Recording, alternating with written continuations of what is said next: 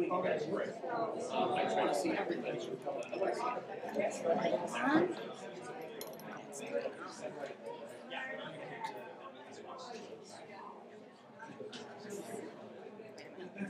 Gotta find the switch. It's the light. There you go.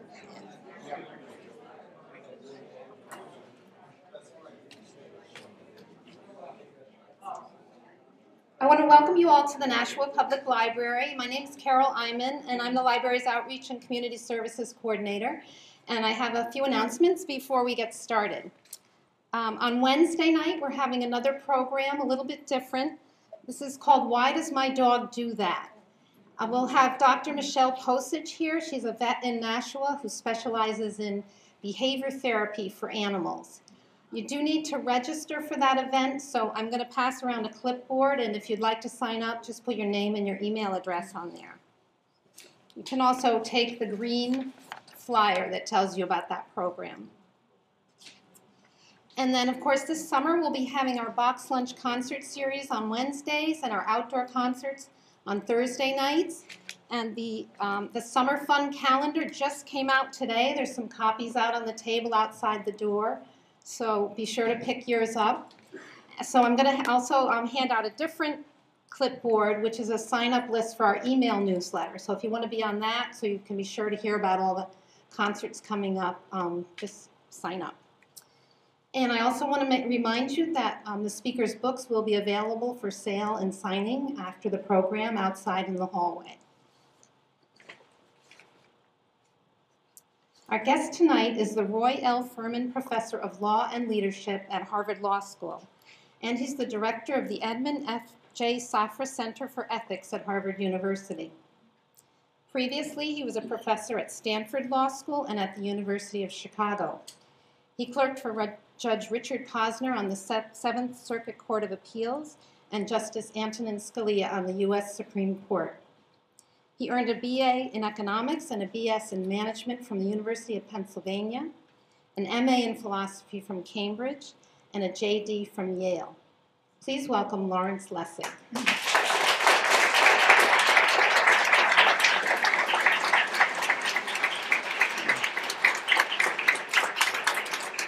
Thank you, and thank you so much for coming out tonight. I've got to say, though, you know, the title of this talk could very easily be Why Those Dogs Do What They Do. So I hope the repetition doesn't bother you too much. So I set out to describe a problem, and a problem begged a solution. And when I found the solution, that suggested a second problem. And that problem also needed a solution. When I found that solution, that invited a third problem, which then begged for a third solution. And then it turned out there was even a fourth problem that begged a fourth solution. It really seems complicated. But I want to tell you a story which is really just about what we need to do. Okay, so here's the argument. Let's start with the problem. My microphone, that's the problem. Okay. The problem. Here's the problem. Not the president, not the court, the Congress. This institution is corrupt. It's not corrupt in the traditional brown paper bag sense of corruption. It's not corrupt in a Rob Blagojevich sense of corruption. The corruption I'm talking about is not criminal. There's no law violated by anything I'm describing. It is instead corruption relative to the framers' baseline of how that institution was to function. The framers of our Constitution gave us what they called a republic. But by a republic, they meant a representative democracy. And by a representative democracy, Federalist 52 tells us, they meant a government that would have a branch that would be dependent upon the people alone. So here's their picture of government. There's the people, and there's the government. I do my own slides. It's cool the way that bounces, right? Okay. People, sorry. Oh, way back. People and the government. Okay. But here's the problem. Congress has evolved a different dependence. Not just a dependence upon the people, but increasingly a dependence upon the funders. As members spend between 30 and 70% of their time raising money to get back to Congress, they develop, as any of us would, a sixth sense, a constant awareness about how what they do might affect their ability to raise money. They become, in the words of the X-Files, shape-shifters, as they constantly adjust their views in light of what they know will raise money, not on issues 1 to 10, but on issues 11 through 1,000.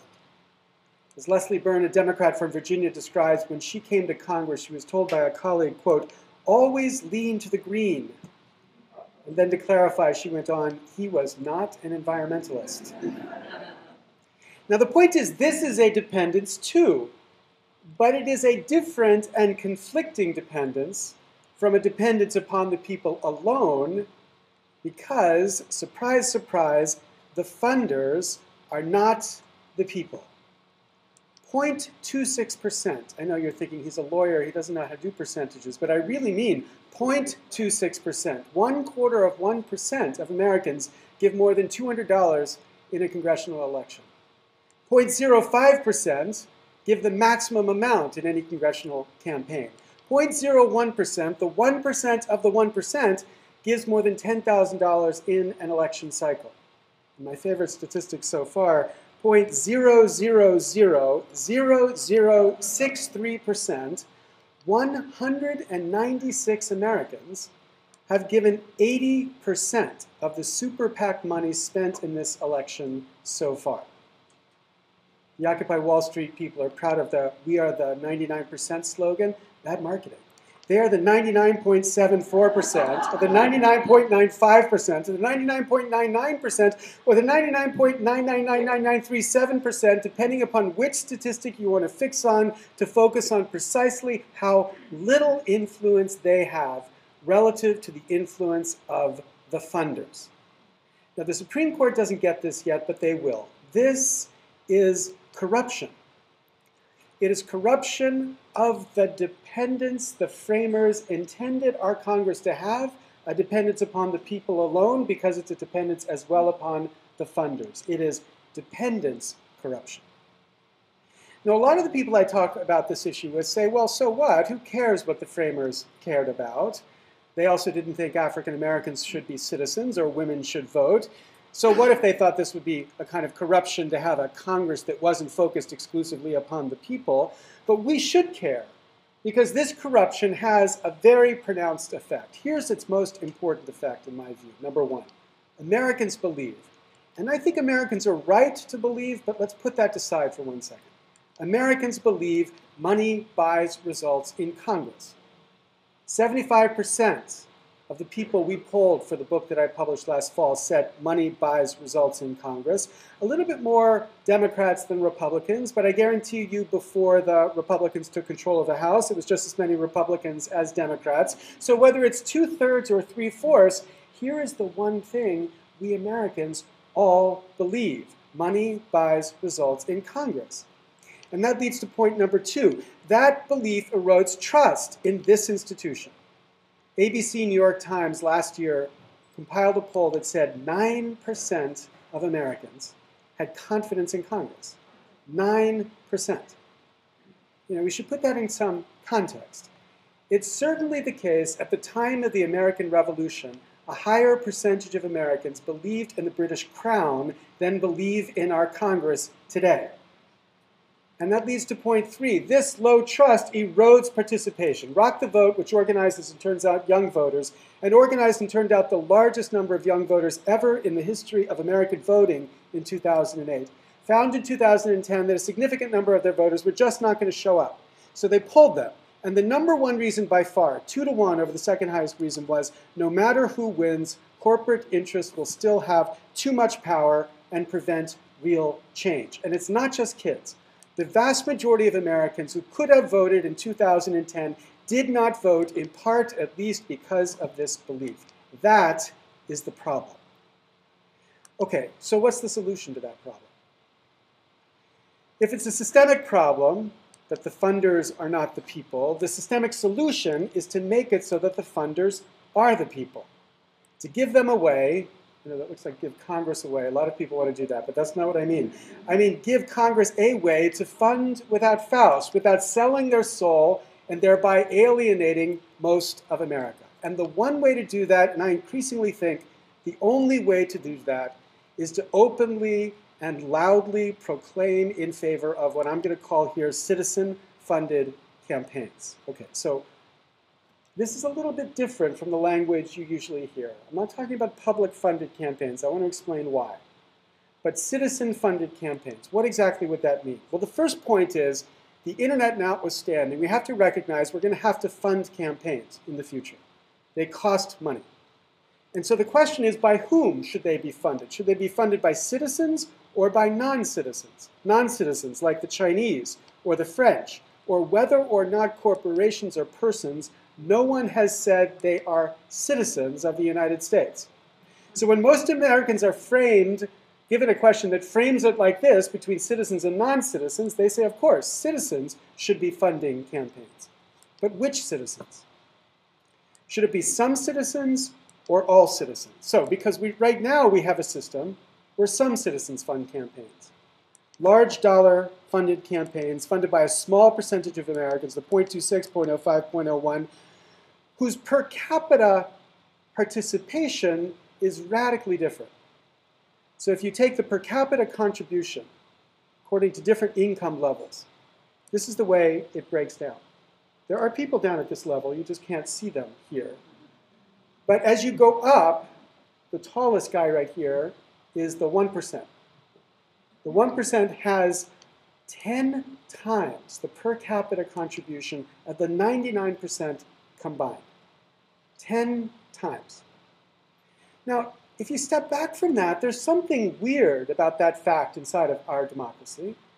Right? The United States actually runs 2 elections every cycle. One election is the voting election. The other election is the money election. In the voting election, in 2 periods, the primaries and the general, you get to go and vote. The money election is continuous. For the whole period of time, you're deciding each day whether you're going to cast your vote for one candidate or the other. The Constitution has been interpreted to say, in the voting election, our power has to be exactly equal. So if your congressional district is drawn such that your weight of vote is greater than the weight of vote in the next district, you've got to redraw the lines to make it so the weight of votes is equal, so much as possible given the differences of states. But the money election, there's no objective making equality the principle at all. There's a radical difference in the influence in the money election versus the voting election. And that is the necessary consequence of any system where we fund with the tiniest slice of the 1% funding campaigns. So when I talk about citizen-funded elections, I'm not talking about an election funded by some Americans. But that leads people to talk about the opposite, what's traditionally called public funding of elections. The system like the Federal Election Commission, which puts together complicated rules to decide how much each candidate gets if they qualify, taking large checks and writing them to campaigns once they pass these qualifying thresholds. Most Americans hate that system. Conservatives hate that system because they view it as a kind of government control of campaigns. You get to spend $40 million, you get to spend $30 million based on formulas nobody can really figure out. And the other conservative criticism is, my money is being used to subsidize your political speech. And there's something that feels wrong about the idea of me being taxed to subsidize your speech. And finally, all Americans, conservative and liberal, I think, look at these bloated bureaucratic systems and they think this is not quite what the ideal of democracy should be. So when I talk about citizen-funded elections, I'm also not talking about traditional public funding. Instead, fortunately, I left space in the middle here, there's something between the private funding of some and the public funding of all. The top-down funding of all is different from a system that's being developed around the country and could be developed at the federal level as well. A kind of bottom-up, voluntary, small dollar funded campaigns. Now, these are systems where candidates voluntarily opt in to a system where they take small dollar contributions only. And then the system amplifies those contributions so that small contributions alone are enough to run winning campaigns. There are many versions of this. 3 states right now, Arizona, Maine, and Connecticut, each have a version of this for state legislator races, as well as governor in Connecticut. Those systems allow candidates to run campaigns where they take no more than $100 from anybody, and they are then matched by contributions from the states. And when Connecticut adopted this system in its first year, 78% of the elected representatives opted into the system, Democrats and Republicans alike, and won their election, never taking large contributions at all.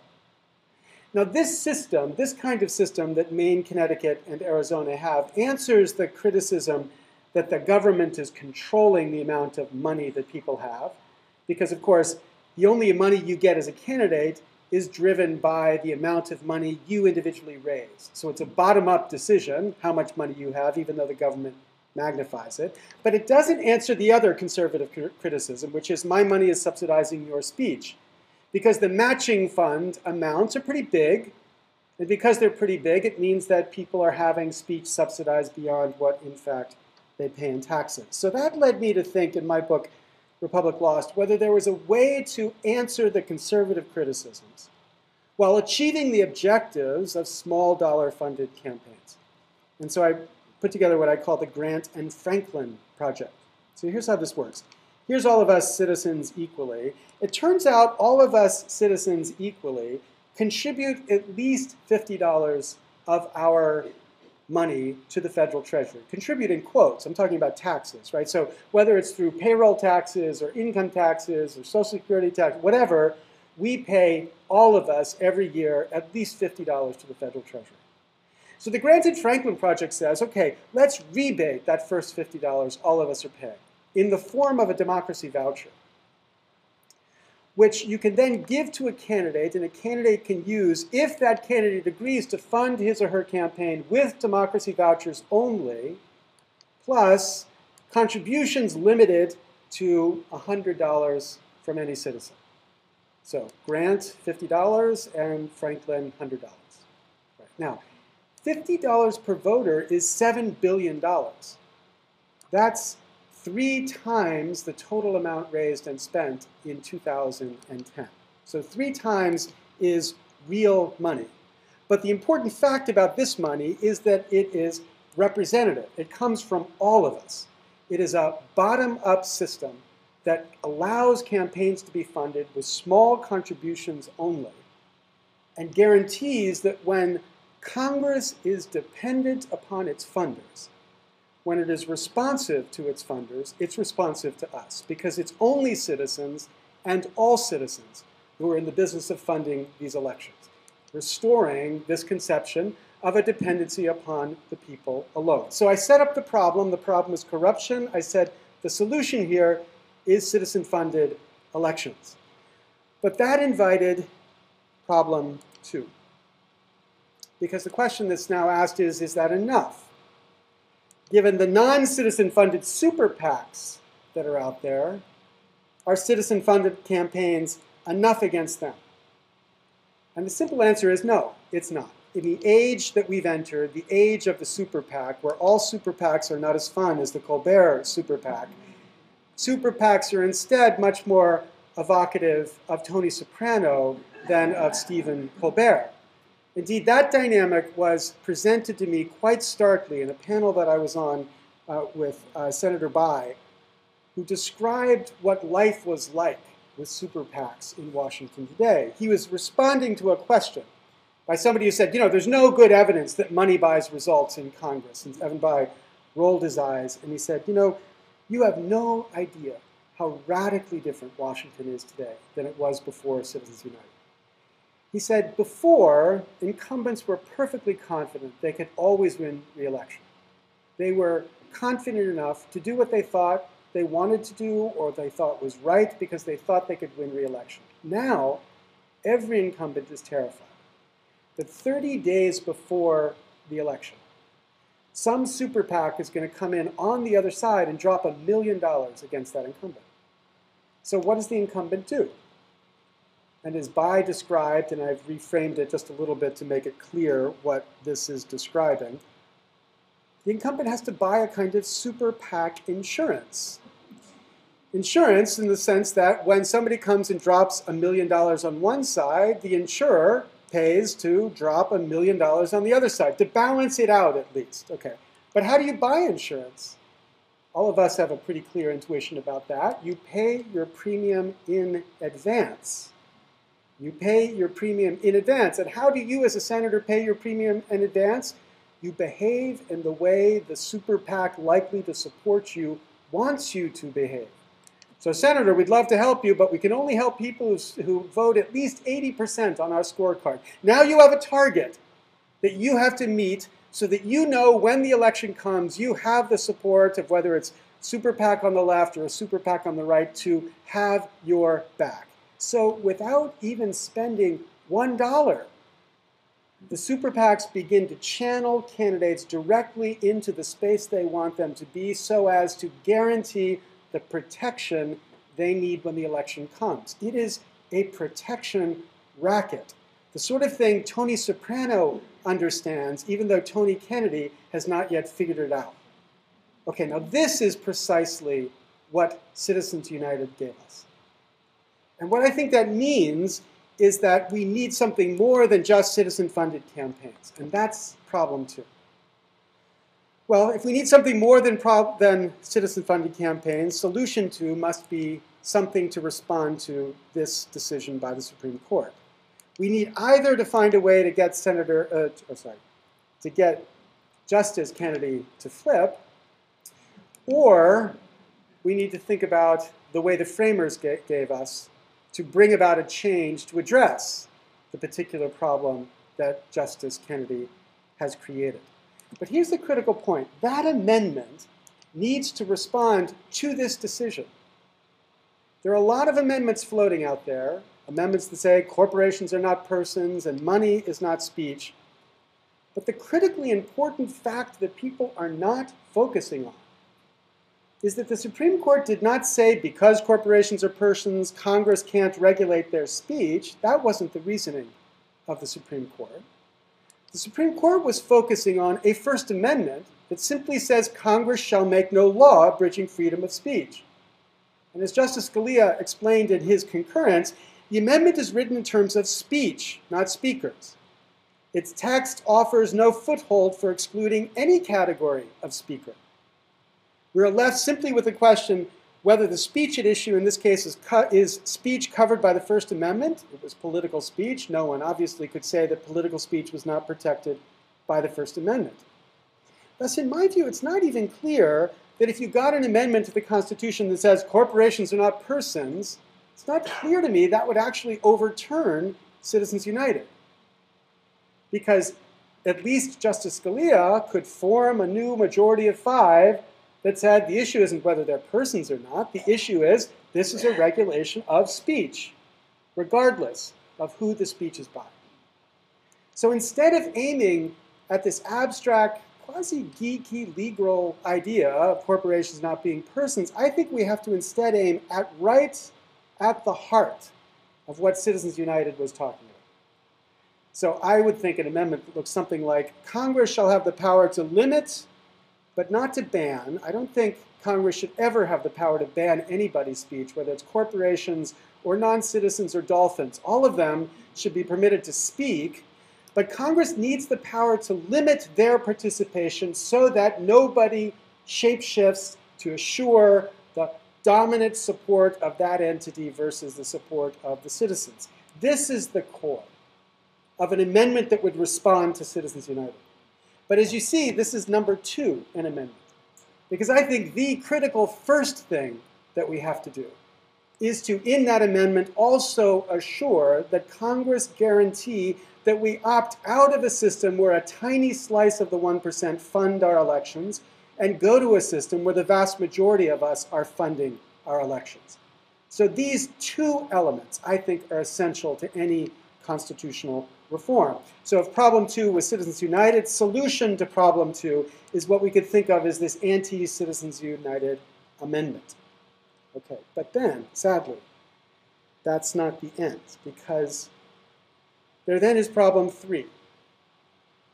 We have these dreams of getting Congress to pass a statute to change the way elections are funded, and these really crazy dreams about Congress proposing an amendment to the Constitution, and then we wake up to a very hard fact. It's not clear that it is even possible for the institution of Congress to do either of these two crucial things. And that fact was driven home to me in a conversation I had with this Congressman Jim Cooper, a Democrat from Tennessee, who's been in Congress as long as all but about 20 other members of Congress.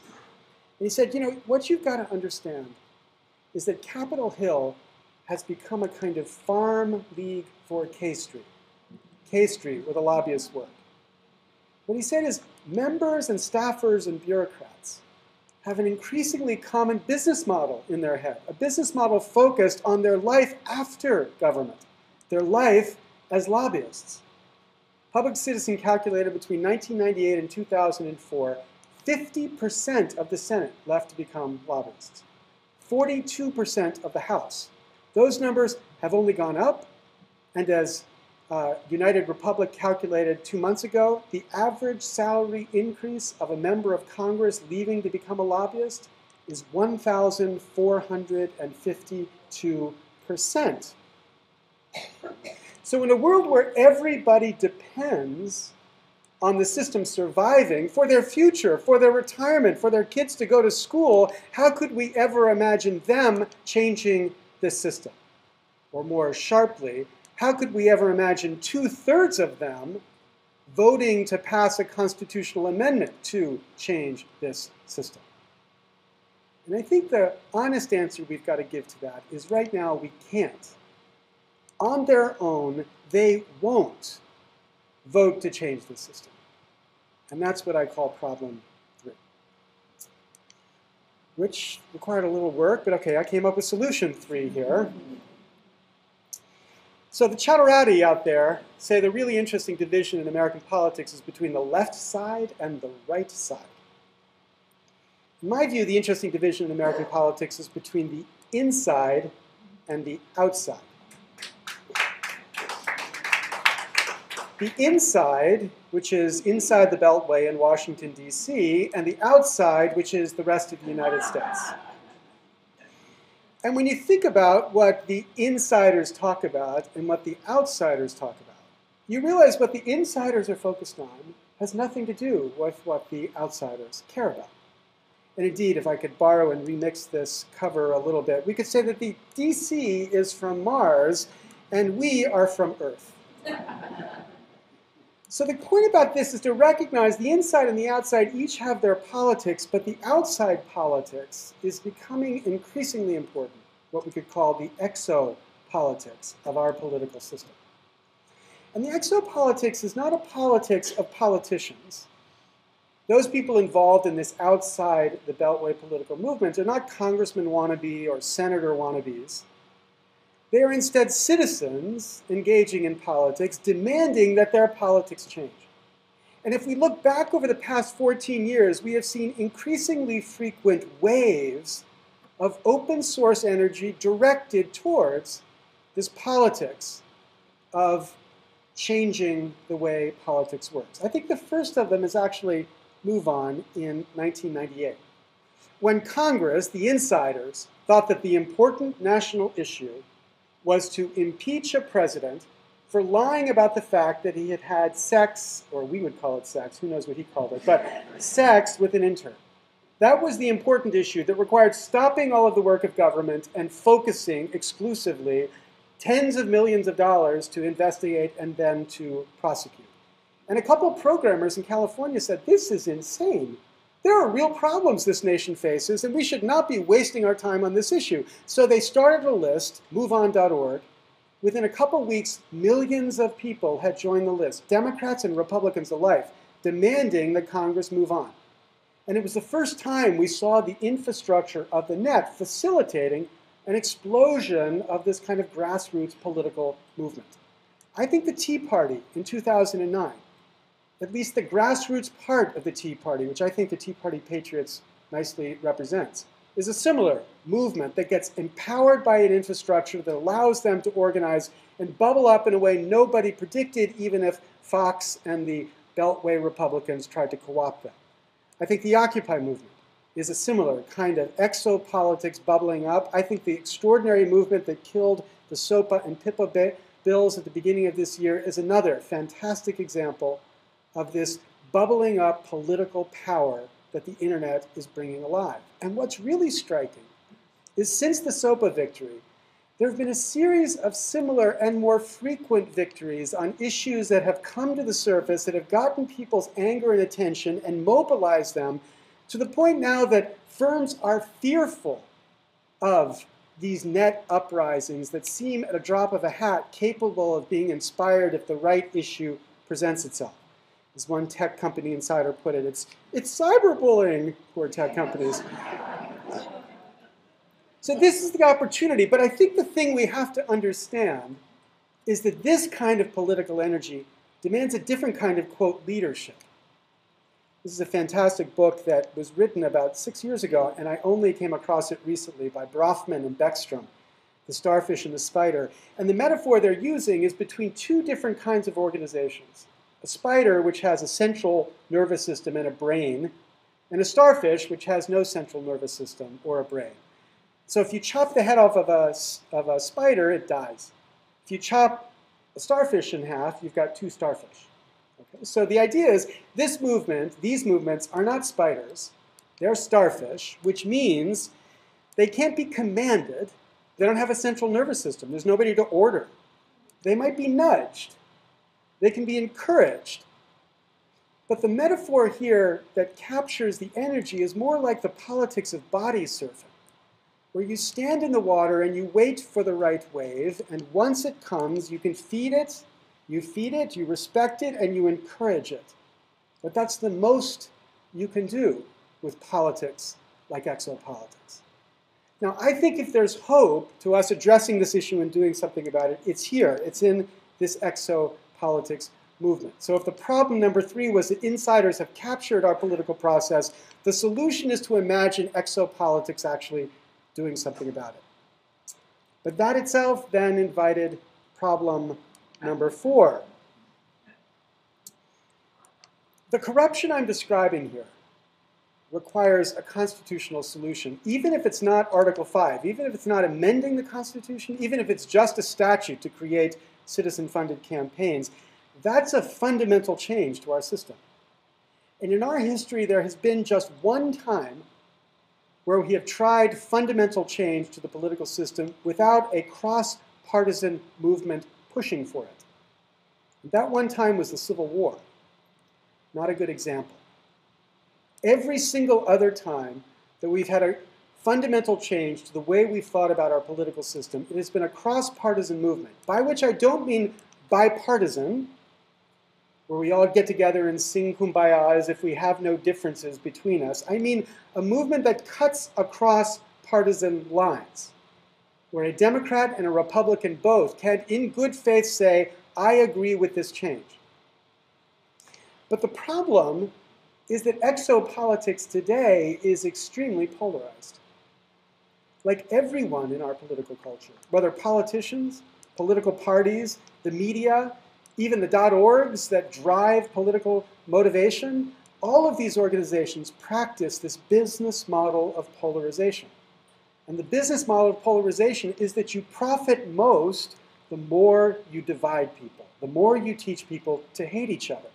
That's what drives the energy and the passion that grows the lists, that grows the advertisers, that grows the attention that each side gets. So we're increasingly like this Ray-Ban culture, which we could say is polarized but very cool. That's who we've become, the Ray-Ban culture. And that's problem 4, which then requires a really hard solution number 4.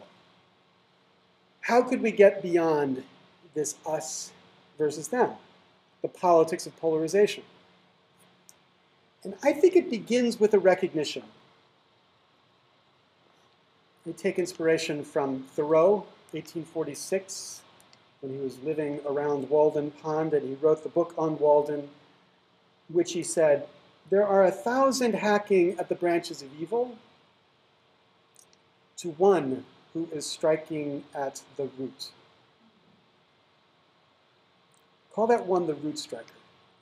And what the root striker sees is that if you step back from the issues that people care about, whether it's healthcare reform on the left or government bailouts on the right, whether it's global warming on the left or complex tax systems on the right, whether it's financial reform for the left or financial reform for the right, the root striker looks at all of these issues and how they are connected and recognizes that we will get no change in any of these issues until we change this corruption.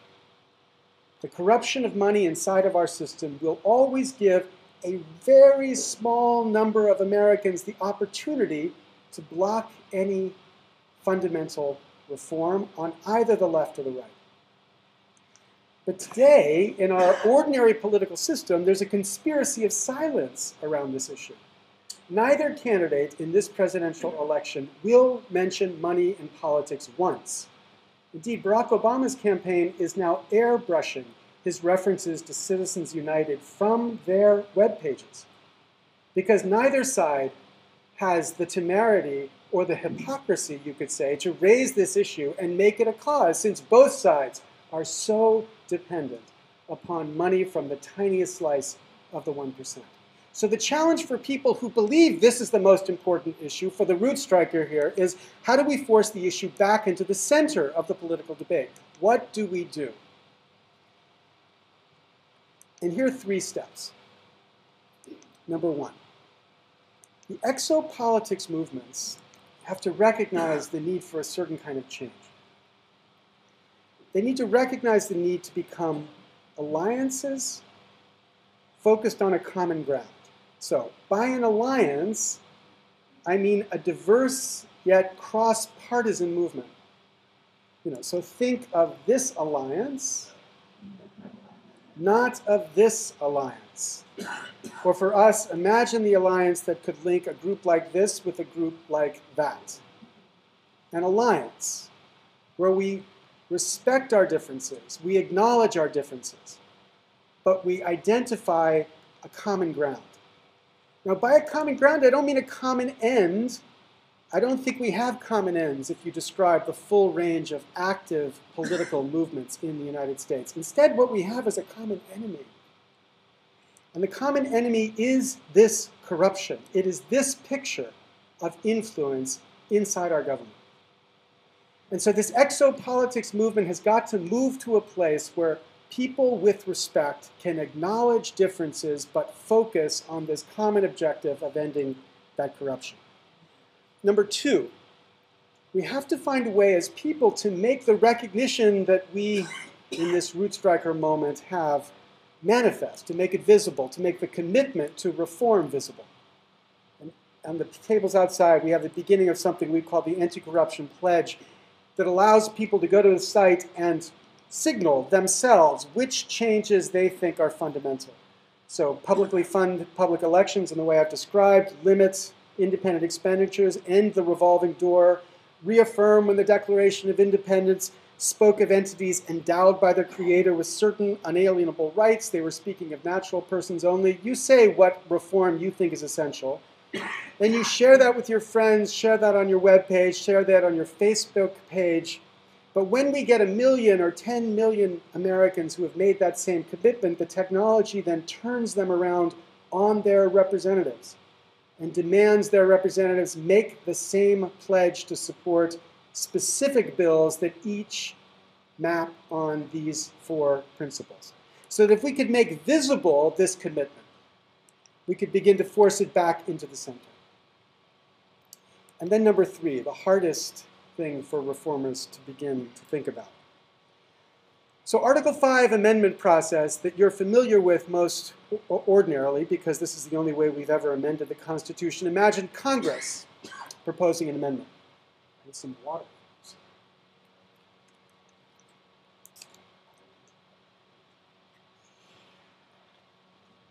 Imagine Congress proposing an amendment.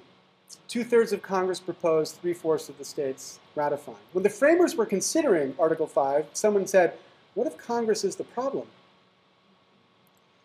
That's a good point. So they created a second way to amend the Constitution. If 2/3 of the states call on Congress to call a convention, then Congress has to call a convention which then itself proposes amendments, which are then ratified in the same way any other amendment is ratified. So this is not a constitutional convention. It's an Article 5 convention. Not a constitutional convention, because what we lawyers mean by a constitutional convention is a convention that has the power to do whatever the hell it wants. All that an Article 5 convention has is the power to do what Article 5 tells it it can do. And all Article 5 tells it it can do is adopt procedures to propose amendments to the Constitution, not to amend the Constitution itself. And since any amendment they propose has to be ratified by 38 states, meaning 13 states can block any amendment, in a world where there are solidly 13 red states and 13 blue states, neither side needs to worry that this process would produce amendments that could race through and radically change the Constitution in one polarized political way versus the other. Now, never before in our history have we had an Article 5 convention. We came close once. We came close in 1911, 100 years ago. At that time, we had the last great progressive movement fighting corruption in government, a period of time leading up to the election of 1912, where in 1912, 70% of Americans voted for a candidate that called themselves a progressive, even though a radically different politics between Teddy Roosevelt and Woodrow Wilson. Both of them called themselves progressives, and between the two of them, 70% of America said they wanted a progressive change. But in 1911, Americans were demanding Congress change the way the Senate was constituted, because the Senate had been appointed, and many people believed that an appointed Senate was a corrupted Senate. And they thought an elected Senate would be a non-corrupted Senate. Of course, they were wrong about a lot of things too. But they demanded Congress change itself, and Congress was not about to change itself. But when they came within one vote of calling for a convention, Congress was terrified. And Congress quickly sent out an amendment and changed from refusing to fix the Senate to agreeing to fix the Senate. And the amendment to change the Senate was proposed and ratified in 1913 at the same time that the states ratified the income tax amendment. Now, I think it's the same process here. We can use a convention to begin to pressure for reform. My own view is a convention constituted with ordinary citizens participating and delegates would do a fine job in proposing changes to our Constitution. But even if we never get there, the very process of state by state calling for a convention would begin to push this issue of reform back into Washington in a way that they would have to respond to it in some way, at least to stifle the movement for a convention. So it's maybe this would achieve this objective. It's only a possible means to achieve this objective, but it's one possible means to achieve this objective in a world where the alternative, Congress, coming up with 67 votes in favor of an amendment, seems literally impossible. So if that's problem 4, this is the suggestion for how solution 4 might push us to a place where we could solve problem 4. Okay, so the ends we should be aiming for are these 3 resolutions. Number 1, Congress shall fund federal elections publicly so that all citizens and only citizens participate in their funding. No corporations funding campaigns, no French funding campaigns, citizens, but all citizens. Number 2, Congress shall propose an amendment to secure its power to limit independent political expenditures, both by corporations and by individuals. Remember, 196 individuals constituted 80% of super PAC expenditures, not corporations, individuals. And number 3, I would suggest to this great state, which gave us the reform of John McCain and suggestions of other reforms, New Hampshire shall call on Congress to call an Article 5 convention to end the corrupting influence of money in elections. The trick to Article 5's convention process is that states can call for a convention for any reason they want. As long as 34 agree on the need for a convention, the reasons don't have to be unified. It's just the amendments that come out at the other end have to be unified. That's what we should be aiming for, these 3 resolutions. And the means to getting those 3 into the political system has got to be a reformed movement of exopolitics. Now, we look at all that and say, is any of this possible? Because it's, of course, impossibly difficult to imagine this movement happening. And when I was speaking at Dartmouth last year, I described in my book a woman who stood up at the end of my speech and said, "You've absolutely convinced me. It's hopeless." It's hopeless. There's nothing we can do. And when she said that, I had this feeling, she might be right. It is hopeless. And as it's described in the book, at the end of the book, she said this to me, and for some reason, into my head popped the image of my 8-year-old son. And the thought of a doctor coming to me and saying, your son has terminal brain cancer. There's nothing you can do. It's hopeless. Would I do nothing? Just accept it? And that thought led me to the obvious next thought, which was, this is what love means. Love is the willingness to act in the face of absolute impossibility, because the probability of success has nothing to do with it. And that led me to the next obvious thought, which is, you know, even liberals love their country. There are many conservatives who go off and serve our nation, fight wars for reasons that are more unrelated to saving our democracy than anything I said tonight. But they do that for love of country. They devote themselves to risk their life for love of country. And I think if all of us can just touch that sense of love of country here, nothing I'm talking about is about risking your life.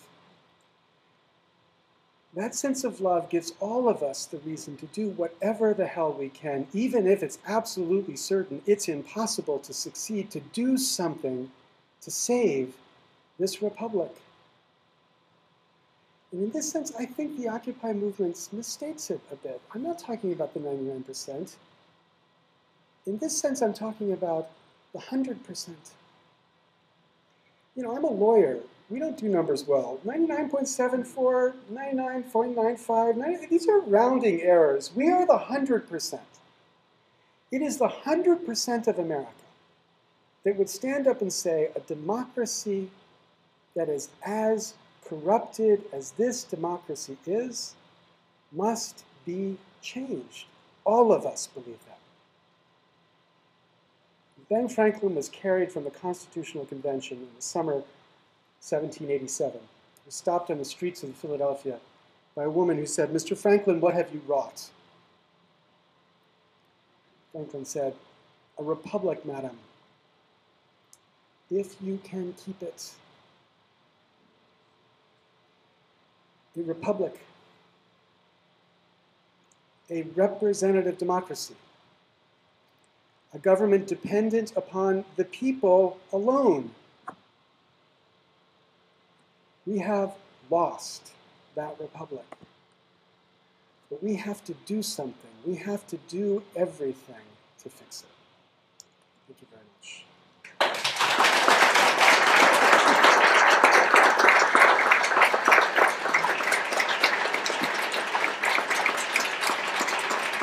Thank you.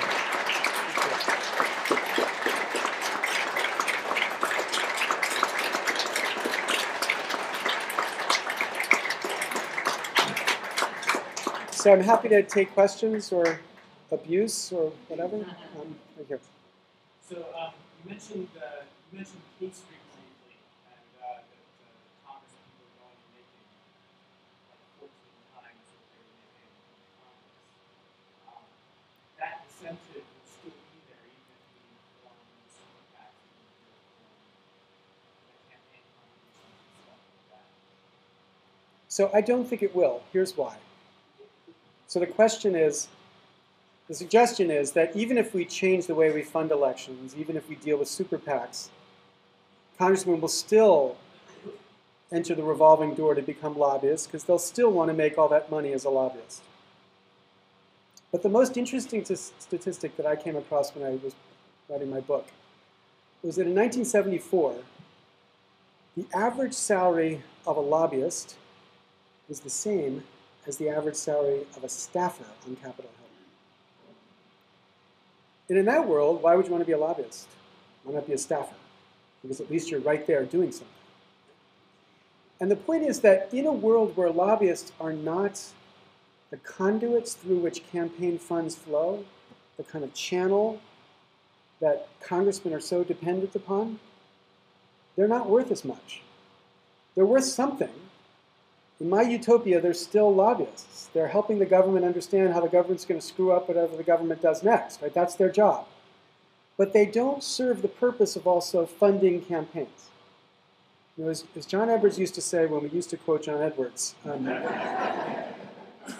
there's all the difference in the world between a lawyer making an argument to a jury and the lawyer handing out $100 bills to the jurors.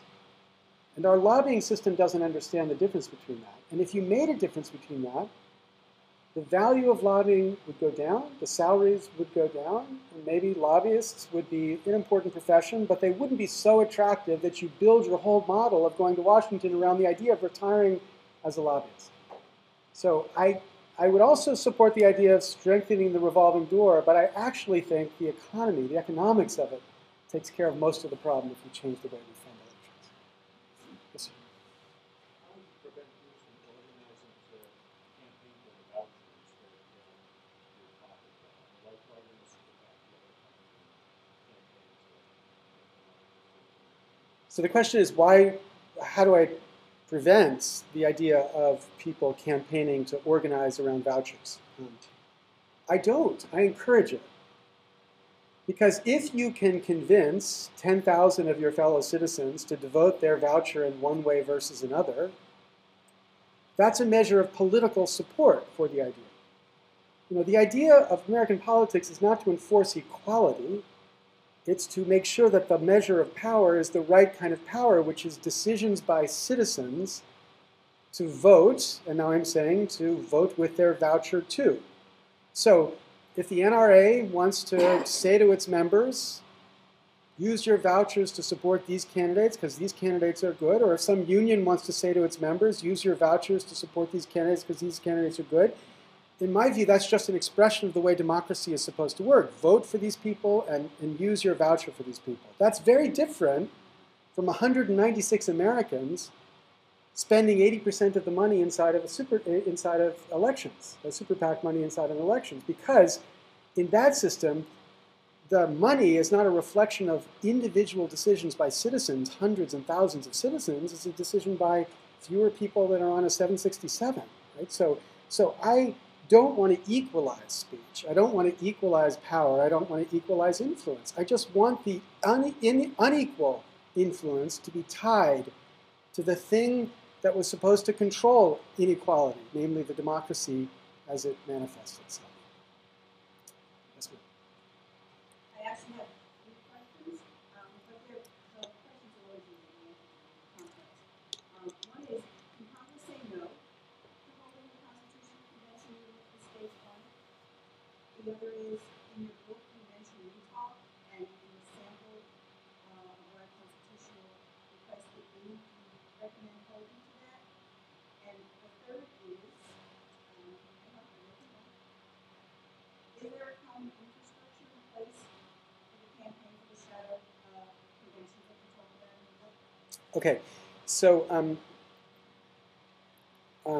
if Congress said no to 34 states expressly within a reasonable period of time saying we want a convention, Congress buys a revolution. Congress can't say no. They won't get the Supreme Court to stop them, but I think Congress would not ever politically resist it if it's clear that 34 states have passed the measure that says we want a convention. So I don't think the court would intervene, but I don't think Congress would say no. Number 2, Yeah, in my book, I describe, there's a bunch of complexities around convention that I haven't put up here. One of the most important complexities is, can Congress control it in any way? And I actually think the Constitution intends the Congress to have some power to control what the convention does. So what I say is, in order to avoid a convention that can consider absolutely any issue at all, each state should say, we want a convention, number one. Number two, we want Congress, we want the convention to consider issue blah, blah, blah. Number three, we want Congress to say the convention shall consider only those blah, blah, blah issues that at least 40% of the states agree on. So trying to set a minimum bar. Say these are the issues the convention will consider. And then number three, the problem with the three questions is I never remember more than two. Is there a common Oh, yes. infrastructure in place? Yeah, so we right now are about to announce, so it's secret, don't tell anybody, this perfectly bipartisan, in the sense of really strong people on the right, really strong people on the left, entity called callaconvention.org. It's a website right now you can sign up for, but what Call a Convention will do is do two things. Number one, facilitate states to organize for a convention. So the states, will give you tools to help organize convention. But the more interesting thing that we'll try to do is to facilitate what you were talking about, mock conventions. So a mock convention is, let's take a random selection of 300 people from a region or from a state. Give them information that they need. Have them come together and spend a weekend, let's say, deliberating about those issues. And then let's see what they come up with. Some political scientists like Jim Fishkin have formalized this in a very specific way to make sure it's perfectly representative and perfectly random. But my view is that ordinary citizens focusing on this question will always produce more sensible results than the politicians focusing on this question.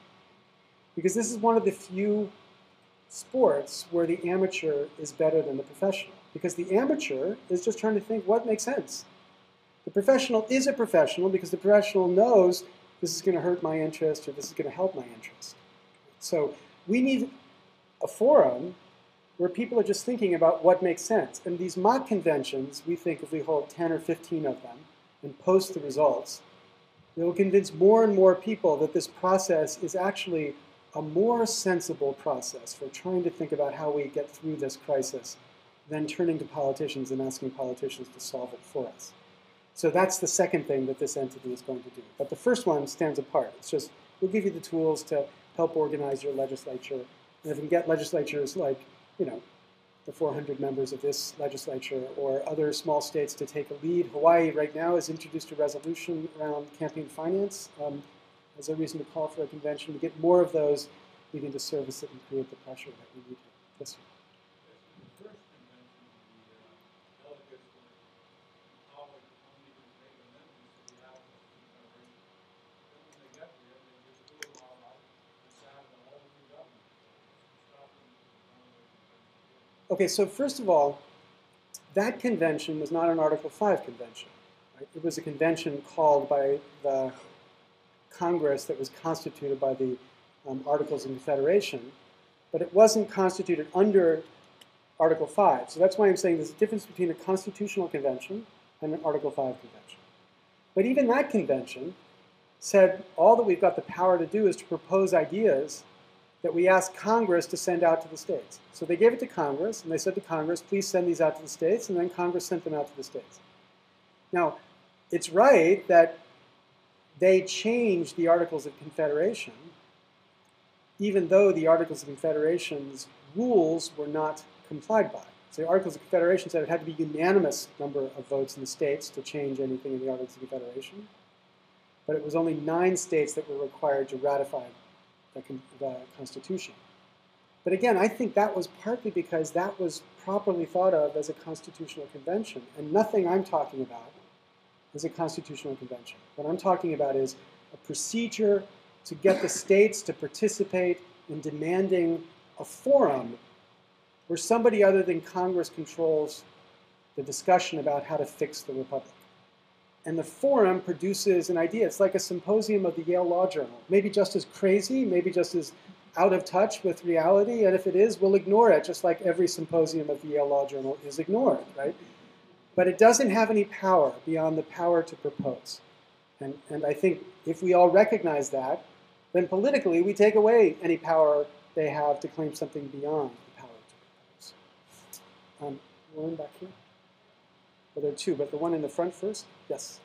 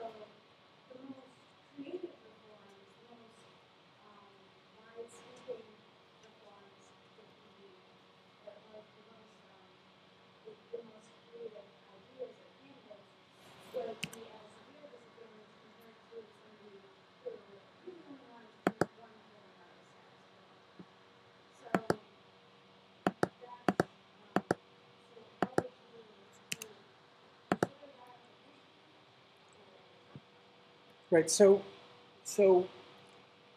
I apologize, but I apologize for this, but this is a deeply contorted field of the law, and so it's hard to translate. Right? But independent political expenditures refers to expenditures like by super PACs. So independent political expenditures don't refer to contributions to campaigns. The contributions are what I'm talking about in part one.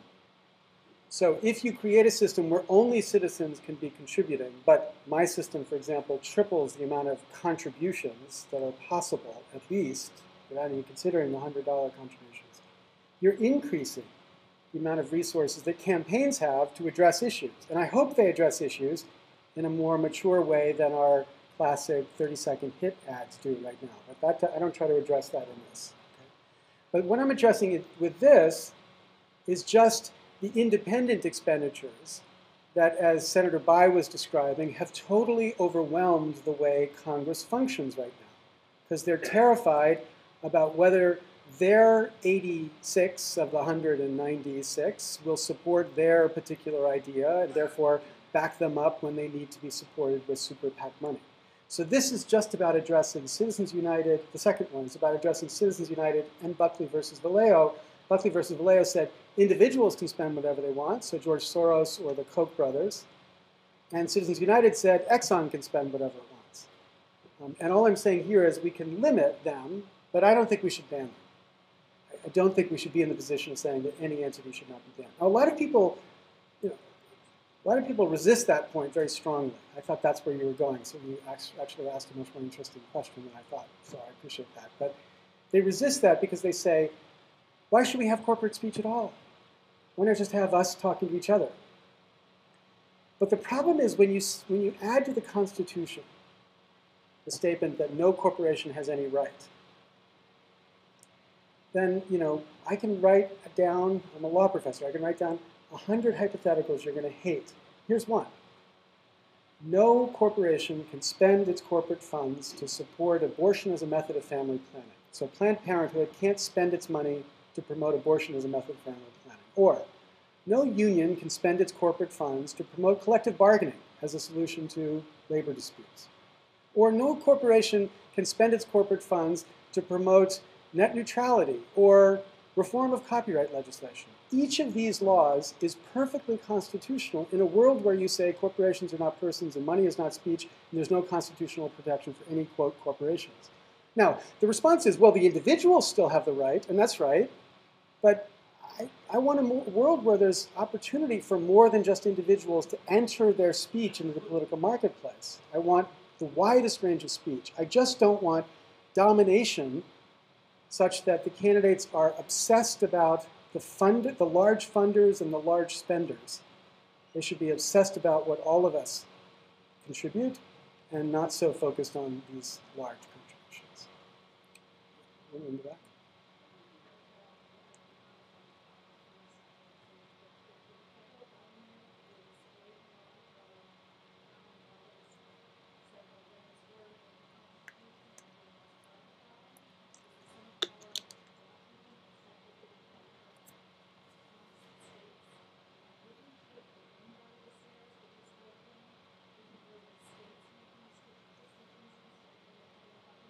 So that's so the question is, isn't this problem created in large part by the concentration of power that we've put in Washington?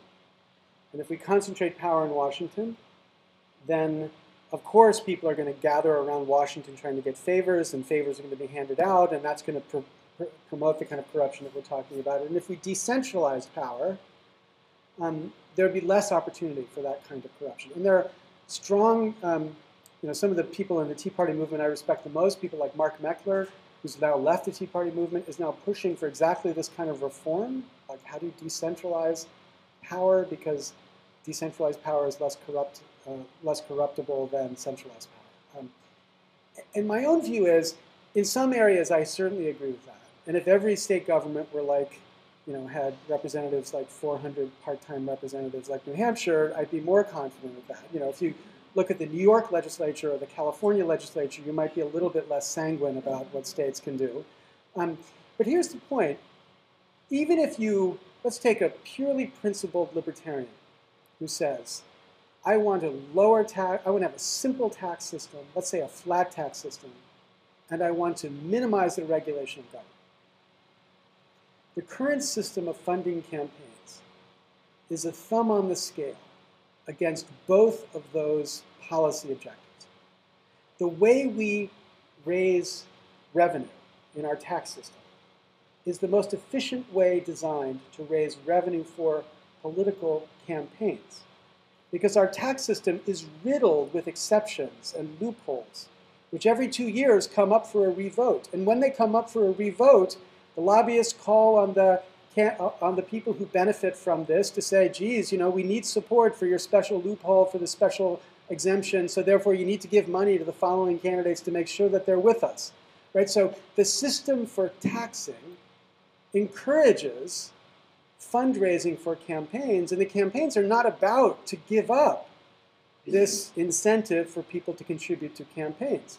It's the same thing with the government, with the size of government. One of my favorite stories here I tell in the book is, Al Gore, shortly after he invented the internet, he had the idea to change the way, it's really cheap, and I love Al Gore, so I don't mean that really.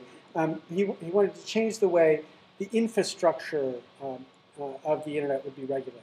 So the old days, telephones were regulated very heavily, and cable was not regulated very much at all. He wanted to take the internet components of both, DSL and cable broadband, and put it under a new title and have fundamentally deregulate that title. No net neutrality regulation, basically nothing. The guy who was his chief policy person took it to the Hill, and he described it to me. The response he got from the Hill was, hell no, if we deregulate these guys, how are we ever going to raise money from them? And so you begin to get a picture that it's not just the way we tax that's structured so as to facilitate fundraising, it's the way we regulate that's in part structured so as we facilitate fundraising. So if you want to change the way we tax and change the way we regulate, I think you've got to start by changing the way we fund our elections. And once you change that, then it's a fair fight. Then you and I might have a disagreement about the extent to which we need powerful central government versus not. That's a fair, principled fight. But it ought to be fought on the merits and not fought on the basis of which system makes it easier for congressmen to raise the money they need to run their elections. Yes, sir. So, being in the belly of the beast, I'm one of the 400 state reps you're talking about. New Hampshire suffers from the same problem as Washington. I agree with everything I heard tonight. The biggest problem I think that your solution faces is that wave. When is that wave going to come along? Because there is no control over that wave. You see it coming and you try to take the opportunity, but if you miss it, you have to wait for the next one. I mean, I don't think any of the things you talked about in terms of waves anybody could have predicted. They just happened to happen. I mean, the ALEC one is a perfect example. Part of that came from Trayvon Martin. Right. And people turned it into an issue, and then it sort of morphed into this thing against ALEC, and that wasn't necessarily something that could be steered. What I'm hearing is you have two candidates right now, both of whom are part of this problem, and yet the number one candidate I think that dealt with political money reform got nowhere, and we just had this thing where the Americans elect said, "We're giving up. We're not going to try to put anybody on it." And so the one candidate who said, "I'm only going to take voluntary money," couldn't get started, and now it's clear that there isn't even a wave to make that happen. The only person I'm hearing at all that potentially just good is we're going to have a libertarian who wants to reduce the size of government and therefore do it. How many waves do you think it's going to take before we get on board and make this change happen? And I guess my question is it possible that common ground, because I'm a big believer in common ground, that part of that is going to have to be say no to both of the big money candidates and make that part of the groundswell, because essentially otherwise we have people who are just willing to go along for the ride. You're not going to be able to elect 535 members or even a majority of them at this point, because everybody's part of the game. So there are two parts. One is, you're right, we have to wait for the wave. But we have to get into the water with our bathing suit, watching the right way for the wave. Right? So what we have to do right now is the hard work to convince not just you, but 10 times you, 100 times you, 1,000 times you, that this is the issue we need to be worrying about, thinking about, strategizing about, moving forward. We need to recruit the generation of root strikers that says this is the corruption we have to correct.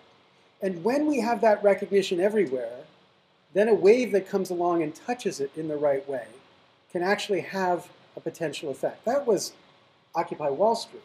It wasn't as if in July of last year, the Occupy Wall Street started, all of a sudden created in people's minds that there was something deeply corrupt about the way Wall Street both brought the economy down and then had the best year they had ever had and paid the largest bonuses to their people ever in the history of Wall Street, right? People heard this, read this, couldn't believe it, thought about it, and finally, when somebody articulated the message in a way that caught on, it caught on because it connected to that. Okay, so I think that's incredibly important. As to the candidates, look, I was a strong, to the great dismay of my Obama friends, strong Buddy Roemer supporter. I came up here with Buddy Roemer. And Buddy Roemer spent 9 months in your state. And your state was the most likely state of all states to give Buddy Roemer support. But the reason you didn't give Buddy Roemer support is most of you thought the guy's promised to take no more than $100 from anybody and to take no PAC money. He doesn't have a chance in hell. So as much as we love Buddy Roemer, as much as we believe in what he's talking about, we're going to put our votes where the votes matter. And I think this is the problem with reform here. If you live by the principle that you want the world to be like, you will lose. So you can't unilaterally disarm. That's one of the key problems here. And so he disappears. Americans Elect story is a little bit more complicated. Let's just leave it to the side for 1 second, unless somebody else wants to push it. But he disappears, and we're going to be left with these two candidates who are talking not at all about the money. And what we've got to do in this context is to say to everybody, it is absurd. Nobody's talking about the money, so that we build this recognition of 30 million people in the water with their swimsuits on, and some of them with surfboards, and some of them with bodyboards, and a bunch of them brave enough to jump it on their own. So when the wave comes, we have a movement. That's the most we can do. That's all we've got to work with. Okay, right here. I followed your work for a long time, copyright reform and media overconsolidation, and thank you for all of that. I was wondering how that informed your current work, and whether you felt it was just kind of a bit of a shift or a big change. And I guess the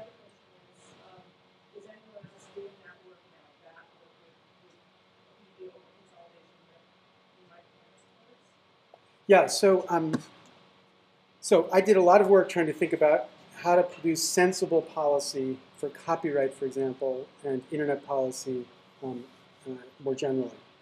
And I spent about 10 years working on that problem. And over those 10 years, what I noticed was more and more people got it. When we started out, nobody understood the issue. Like, nobody understood why this was a problem. And I'm not saying me alone. There are lots of us doing this work. But by the end of the time, parents and educators and businesses and ordinary people were beginning to get, there's something crazy about the system that's, locking up, suing and prosecuting people for doing something which seems not so harmful, or if it is harmful, let's just change the law to make it so artists can get paid for behavior which they're not being paid for now. So I saw enormous progress in that, but when I went to Washington, it was as if, they lived on a different planet. They were on Mars. And there was no recognition that there was even another side to this debate. And, I was surprised the more I saw this until it hit me the obvious point was the public domain had no lobbyist. There's nobody there organizing large contributions on behalf of the public domain. And, it doesn't take a rocket scientist, fortunately for me, because, I think, okay, we're never going to make any progress on this issue till we address the more fundamental issue. And exactly right. And then it was the recognition that it wasn't just esoteric, let's be real. As much as I thought this was an important issue, it's not as important as healthcare reform or global warming legislation or the debt or any number of these issues, right? Those are really important issues. But then recognizing that it's not just the esoteric issues where money is blocking sensible results. It's every single fundamental issue where money is blocking sensible results that made me think, okay, it's time to focus on a really impossibly difficult problem, not just a super impossibly difficult problem. And yes, there are plenty of wonderful people. There's a wonderful generation of people doing work in that field. Downhill Battle is a wonderful group that's organizing in this space. Free Press is a wonderful group that's organizing in this space. EFF, on whose board I used to sit, is great. And of course, the Creative Commons Project is not political, but it's trying to facilitate the infrastructure. These are all great, important movements, but we don't begin to succeed in that broad fight until we find a way to make progress here. I'm enormously grateful that you would come out and talk about this. And if we can inspire another 100 times you to do this, then I believe New Hampshire could lead this way, all 400 of your legislatures and everybody else. Thank you very much.